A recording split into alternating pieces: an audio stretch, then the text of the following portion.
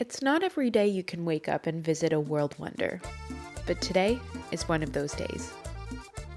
We woke up before the crack of dawn, got into a dark van with strangers. They had some pretty decent snacks though, and proceeded with a 2-hour drive from Tulum to Chichen Itza while crossing into a different time zone. We got there around 9 a.m. in time to see some vendors head to work, but not quite early enough to beat all the crowds. After all, it's one of the most touristy destinations in Mexico, being a UNESCO World Heritage Site and the only New World wonder in North America. When you think about Chichen Itza, your mind probably goes straight to this structure, nicknamed El Castillo, or the castle. It is a temple dedicated to Kukulkan, the serpent god of Mayan mythology. The structure has 365 steps, one for every day of the year. During the spring and fall equinoxes, triangle shadows form along the pyramid's northern staircase, creating the illusion of a serpent descending to earth. This main pyramid was also designed with incredible acoustic properties. If you stand at the base and clap, the sound echoes back, resembling the chirp of the sacred Quetzal bird. Until the early 2000s, you could actually climb the pyramid. And before that, you could even go inside and explore a tunnel leading up to an altar with a sacrificial stone statue the Mayas call a chacmul, and a red throne in the shape of a jaguar, inlaid with jade eyes and spots. Recent LiDAR and radar discoveries have revealed that El Castillo was built on top of not one but two earlier, smaller pyramids, and that these temples were themselves built above an underground cenote, which could explain the etymology of the name Chichen Itza, that translates to "at the mouth of the well of Itza." Although the temple of Kukulkan is the heart of Chichen Itza, there is much more to the ancient city than just the main pyramid. One of the other highlights is the Juego de Pelota, or the ball game court. The one at Chichen Itza is the largest of its kind. The game itself, called Pocatok, was more of a ceremonial ritual than a sport. It symbolized the mythical combat between night and day.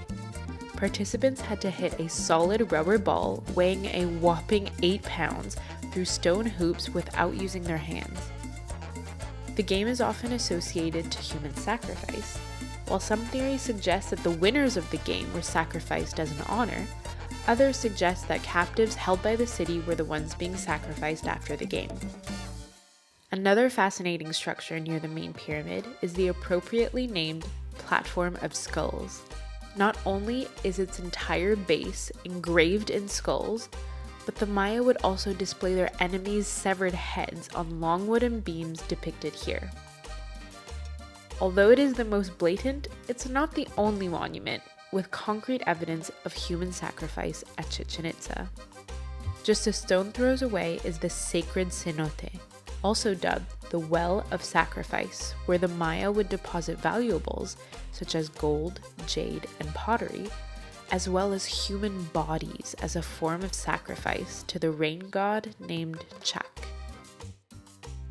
Another centerpiece within Chichen Itza is the 1,000 columns that lead to the Temple of the Warriors. Next up, we're visiting the older section of Chichen Itza that is lesser known. So much so that many tourists actually skip it, which you'll realize soon is a big mistake. As you walk the grounds of Chichen Itza, between the different structures and areas, you'll find hundreds of local vendors selling a variety of souvenirs.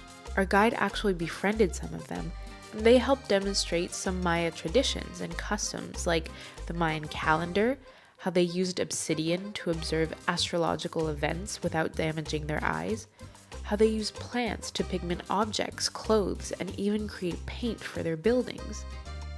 They even helped explain how the ball game I mentioned previously was played and showed us a replica of the type of ball they used made out of rubber. Sure looks like stone until it bounces. Raise your hand if you were today years old when you found out rubber comes from a tree.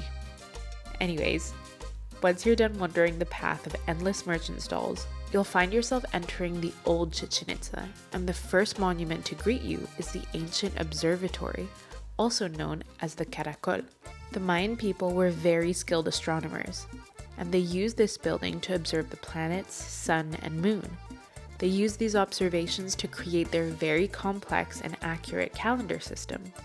Beyond the observatory are numerous other monuments, most notably my favorite one in the entire park, nicknamed the Nunnery by the Spanish conquistadors. They named it this way because the buildings resembled a European convent, but in reality there is no actual evidence suggesting they were used by nuns, and the true purpose of the complex remains a mystery. The architectural details are unlike any other building within Chichen Itza, and are some of the best preserved in all of Mexico. As our visit concluded, we were greeted by these two adorable puppies who were just roaming around the site without a care in the world. It's so cute.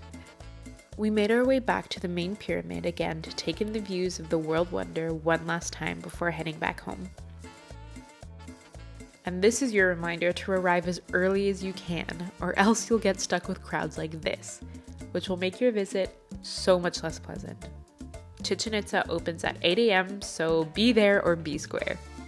If you enjoyed our little tour of Chichen Itza and you haven't had enough of exploring remnants of the Mayan civilization, go check out my video about Tulum. I'll give you practical tips around planning your visit and tell you all about the site itself. Until next time, don't forget to keep exploring.